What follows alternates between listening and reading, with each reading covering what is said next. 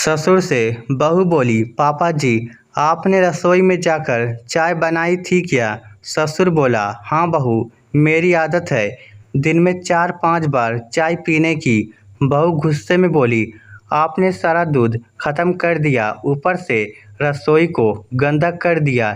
ये आपका गांव नहीं है पापा जी, यहाँ दूध महंगा मिलता है और रसोई को साफ करने में मेहनत करनी पड़ती है। ऐसा नहीं चलेगा। दिन में 2 बार चाय बनती है, उसी से काम चलाना होगा। बहू की बात ससुर के सीने में चुभ गई थी। वह अपने आप को रोक नहीं सका। बोला, दूध मेरे बेटे की कमाई से आता है बहू, तेरे बाप के घर से नहीं आता। मैं तो ऐसा ही करूँगा।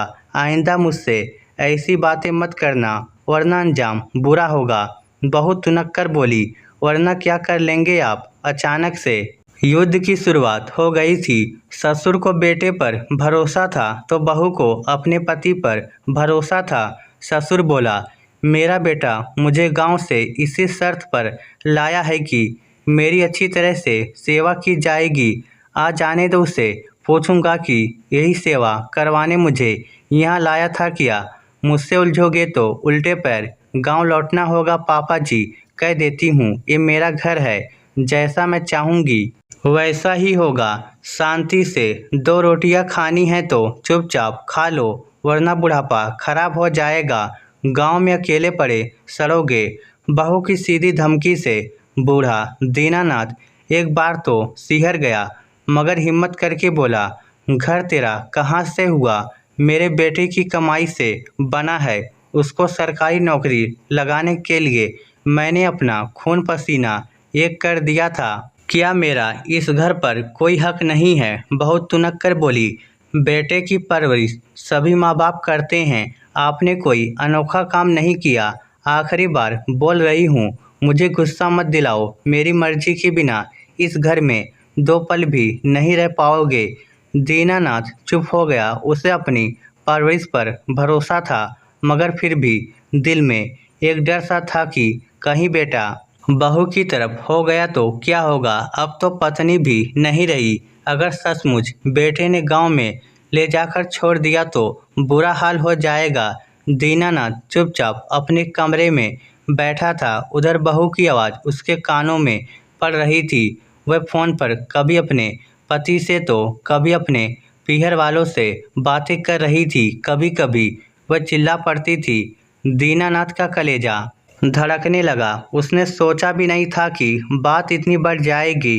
दीनानाथ को याद आया जब उसकी पत्नी ने कहा था, मैं बीमार रहती हूँ, जब नहीं रहूँ तब अपने बेटे बहू के पास जाकर गर्मी मत दिखाना, चुपचाप रोटी खाकर कोने में पड़े रहना। मैंने तो तुम्हारे नखरे उठा लिए, मेरे बाद कोई नहीं उठाएगा। अचानक दीनानाथ को अपनी गलती का एहसास हुआ। उसने सोचा अभी बहू से माफ़ी मांग लूँ, मगर अब तो स्वाभिमान का सवाल था, इसलिए चुपचाप कमरे में पड़ा बहू की बातें सुनता रहा। बहू किसी को कह रही थी कि अब इस घर में या तो ये बूढ़ा रहेगा या मैं। बहू तो तड़ाक पर उतर आई थी। दीनानाथ के लिए ये वक्त बहुत कष्टदायक था। उसे लगा जैसे उसने किसी नागिन को छेड़ दिया है और अब वह उसे डसने की पूरी तैयारी कर रही है। शाम को बेटा घर आया। उसी समय बहू का पिता भी आ गया। बेटा सीधा पिता के कमरे में आया और बोला, पापा आप ठीक हो ना? दीनानाथ के लिए बेटे के ये शब्द अमृत तुल्य थे। वह धीरे से बोला, ठीक हूँ बेटा। बेटा थोड़ा संतुष्ट दिखाई दिया, फिर कमरे से बाहर चला गया। दीनानाथ बेटे से कुछ कहना चाहता था, मगर बेटा अपने कमरे में चला गया जहां उसकी पत्नी और ससुर बैठे थे। घंटे भर ससुर और पत्नी से बातें करने के बाद बेटा पिता को अपने कमरे में ले गया। फिर सबके सामने बोला, पापा कल से मैं अपने बीवी बच्चों के साथ अलग किराए के मकान में रहूँगा। इस घर में आप रहोगे। मैं आपके लिए एक नौकर की व्यवस्था कर दूंगा और मैं भी ज़्यादातर आपके पास ही रहूंगा। इतना सुनते ही दीनानाथ के चेहरे पर विजयी मुस्कान उभर आई। सीना गर्व से चौड़ा हो गया, मगर दीनानाथ घर में ज़्यादा टेंशन नहीं चाहता था, इसलिए बोला, बेटा मैंने तो सिर्फ चाय बनाई थी। मगर बेटा बीच में बोल पड़ा, आपको सफाई देने की ज़रूरत नहीं है पापा, मैं जानता हूँ क्या हुआ होगा। बेटे की पत्नी बोली, लेकिन मुझे ये बंटवारा पसंद नहीं आया। मैं अपने पापा के साथ जा रही हूँ, मुझे नहीं रहना तुम्हारे साथ। बेटी का बाप बोला, मगर बेटी मैं तुम्हें अपने साथ नहीं ले जा रहा। मैंने तुम्हें कभी ऐसे संस्कार नहीं दिए कि तुम पिता समान ससुर के साथ ऐसे पेश आओ।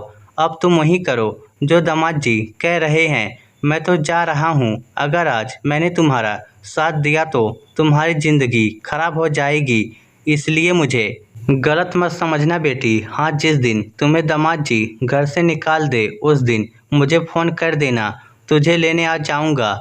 अब घर में अकेले दीनानाथ रहता है। माँ बाप की देखभाल के लिए बेटे ने गांव से बुलाकर एक व्यक्ति को रख दिया है। खुद भी अपने बच्चों को लेकर बाप के पास आता रहता है। पत्नी के लिए उसने पास में ही एक किराए का मकान ले लिया है। अब वह पत्नी को पिता के पास नहीं आने देता, क्योंकि उसे अब पत्नी पर भरोसा नहीं रहा। इस स्टोरी को लेकर आपकी क्या राय है, नीचे कमेंट करके हमें ज़रूर बताइएगा। धन्यवाद।